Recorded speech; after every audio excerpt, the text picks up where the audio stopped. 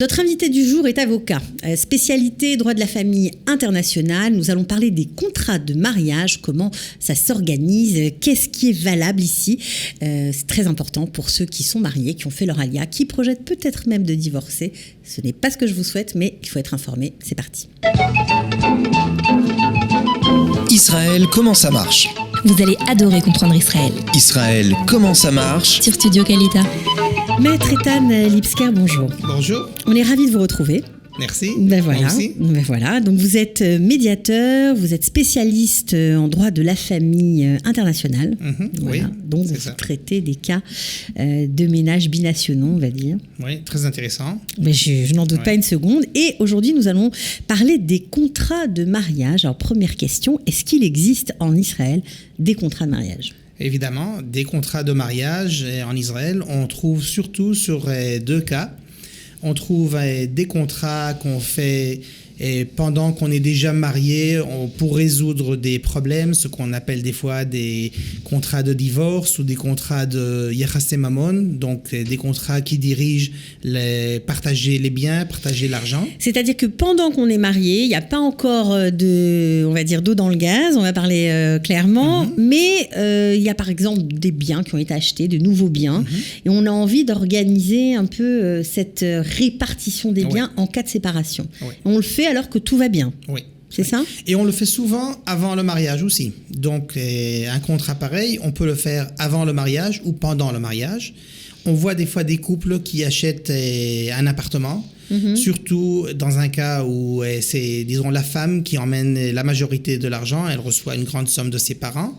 Donc, c'est à ce moment-là que le couple fait un accord qui règle la façon de partager cet appartement. Même s'il sera inscrit moitié-moitié sur le nom de deux couples, on peut faire un accord qui va régler partager cet appartement Chas v'chalila, en cas de divorce, et on règle exactement le pourcentage de l'appartement sur chacun des couples. Donc ça, c'est un exemple pour un contrat qu'on fait pendant le mariage, sans rien avoir avec la divorce. C'est en général pour des questions de propriété, en fait, des questions de biens vraiment immobiliers. Oui, un contrat pareil dirige d'habitude, la plupart des fois, des questions de finances, des questions de biens. D'accord. Alors, qu'est-ce qui se passe en l'absence de contrat, justement, lorsque les couples se marient et n'ont pas de contrat entre eux, à qui va les biens en cas de divorce ? Bon, alors, il faut savoir qu'il y a une loi en Israël qui s'appelle Chok Yachasé Mamon. Si on le traduit en français, c'est la loi qui dirige partager les biens de la famille et partager l'argent et les relations économiques, si on veut bien le dire. Et cette loi, elle pose comme par défaut, elle pose le fait que tout sera partagé à moitié.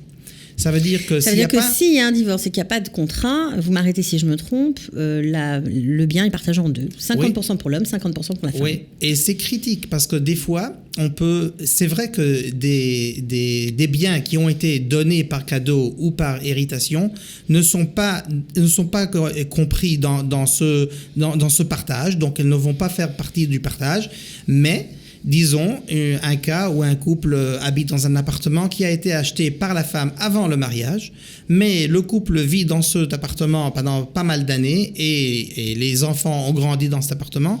Donc, il y a pas mal de chances que d'après la loi, cet appartement sera commun, même qu'il est inscrit sur le nom d'un des couples. Et ça veut dire que si il y a un seul qui a un titre de propriété légal, le fait d'avoir vécu dans cet appartement, ça a été considéré comme l'appartement familial, ça donne un droit de propriété au conjoint, à l'un des deux conjoints, quoi. Tout à fait. Même s'il n'est pas inscrit sur le bien en tant que propriétaire. C'est important de le préciser. Et la façon d'éviter ça ou de contrôler ça, c'est de faire un contrat, un accord et écrire exactement en précis les conditions, que ce qui est commun, que ce qui n'est pas commun, comment on peut faire des choses communes et ne pas laisser ça à la loi. La loi, elle est problématique. Alors justement, pour ces couples binationaux qui arrivent ou même des couples francophones qui ont fait leur alia, donc tous les deux ont grandi en France, se sont mariés en France et là-bas, ils avaient un contrat de séparation de biens passé devant notaire avant le mariage. Qu'est-ce qu'il en est ici ? Est-ce que ce contrat est valide ? Bon, alors le contrat, il peut être validé, c'est pas automatiquement, comme des autres actes juridiques de l'étranger. Et c'est des actes qui peuvent être validés en Israël. Il faut faire une procédure juridique pour les valider. Ce n'est pas automatique. Ça, c'est un côté. C'est important de le préciser parce que parfois, il y a déjà des appartements, même si on vivait en France, des appartements en Israël, qui sont la propriété de la femme, par exemple. Elle pense être protégée parce qu'elle a un contrat de séparation de biens signé en France, mais s'il n'est pas reconnu ici par les autorités israéliennes, validé selon une certaine procédure. Oui, sur une certaine procédure. Chez un avocat. C'est devant le tribunal. Ça se fait, carrément devant le tribunal. Devant le tribunal, oui. Ça prend du temps? Oui. C'est pas très problématique. D'habitude, il s'agit d'une procédure qui prend 2 ou 3 mois. Et normalement, s'il n'y a pas une raison spéciale, elle est validée. Certainement, si le couple est d'accord, hein, si les deux côtés sont d'accord. Les problèmes se passent d'habitude quand il y a un des côtés qui n'est pas d'accord, qui dit que le contrat a été fait sur certaines circonstances, Mais évidemment, quelque chose qui a été fait à l'étranger et qui est déjà validé à l'étranger, sera un peu difficile de dire qu'il n'est pas validé ici en Israël. Mais il faut quand même le faire. D'accord. Alors, qu'est-ce qui se passe avant le mariage? Est-ce qu'il est bon ou est-ce qu'il existe un contrat pour régler, on va dire, un divorce potentiel et pour éviter des batailles sanglantes, on va dire, qui font beaucoup de tort à la famille? Est-ce que ça existe, ce fameux contrat qui organise déjà un divorce potentiel? Ça, c'est une question très importante et je disais qu'il y a 2 sortes de contrats. Donc, on a parlé d'un contrat et on va parler maintenant du deuxième qui est encore même plus important. Le contrat qu'on parle maintenant, c'est un contrat qu'on fait d'habitude avant le mariage et que, en fait, il règle la façon de se séparer si jamais, chas v'chalila, ça ne se passe pas bien entre le couple.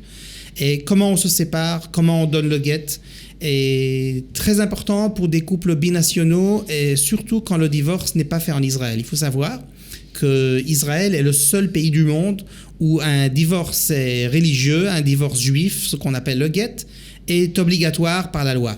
Tandis que si un couple français, un couple qui s'est marié en France, est civil et est religieux, donc, si ce couple n'est pas en Israël, disons que le mari est revenu en France, ils ont fait leur aliyah, la femme est là, le mari est reparti, et c'est possible qu'ils sont déjà divorcés civils en France, mais ils sont encore toujours mariés d'après la religion juive, ce qui cause des circonstances très sévères sur la femme. Elle ne peut pas se remarier, elle ne peut pas avoir des enfants.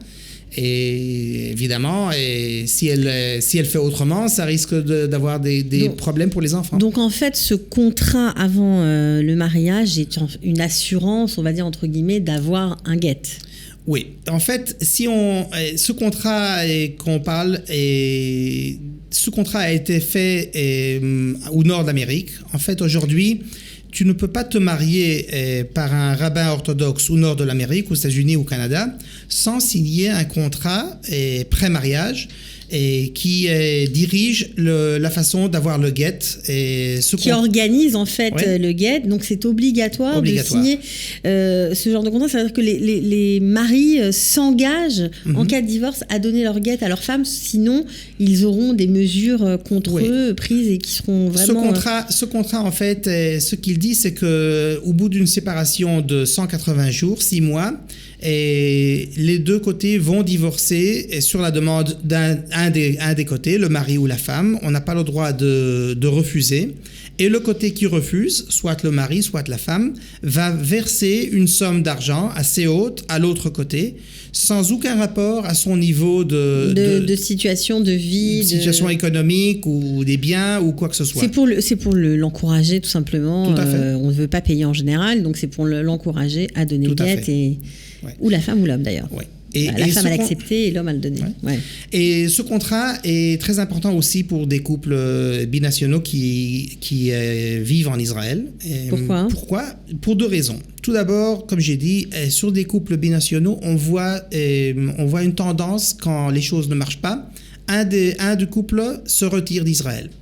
Et alors, on se trouve dans une situation, et sans un accord pareil, une femme, si on donne un exemple, une femme qui est ici en Israël et le mari s'est retiré en France, plus ou moins, elle peut rien faire en France. elle pourra demander son guet ici. Le mari n'est pas là, il ne veut pas donner le guet. Tandis que si elle a signé un contrat pareil qui est validé, elle a le droit de demander au tribunal de faire payer le mari des grosses sommes. Et du moment qu'elle a une décision civile du tribunal en Israël, elle peut le valider. Elle peut valider cette décision en France et faire payer le mari. Donc, il aura envie de donner le guet assez rapidement. Assez rapidement, c'est clair. Ok. Ouais. Donc, c'est vrai qu'on oublie parfois, mais en Israël, même le tribunal civil est régi quand même par des principes religieux. Oui.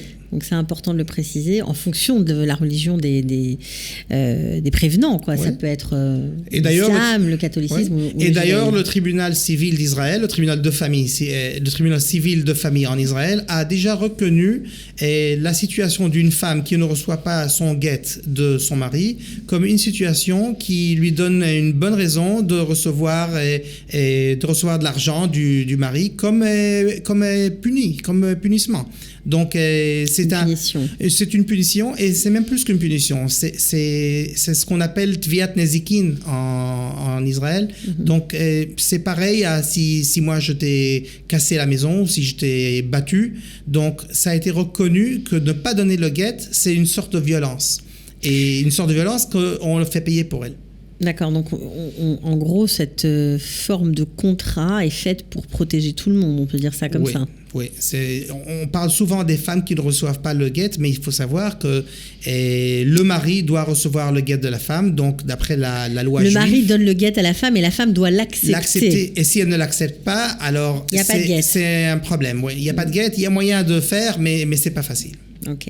Bon, merci beaucoup de nous avoir parlé aujourd'hui des contrats de mariage. On en sait un peu plus grâce à vous. On vous retrouve prochainement dans une autre émission. Merci. Ciao. Israël, comment ça marche ? Vous allez adorer comprendre Israël.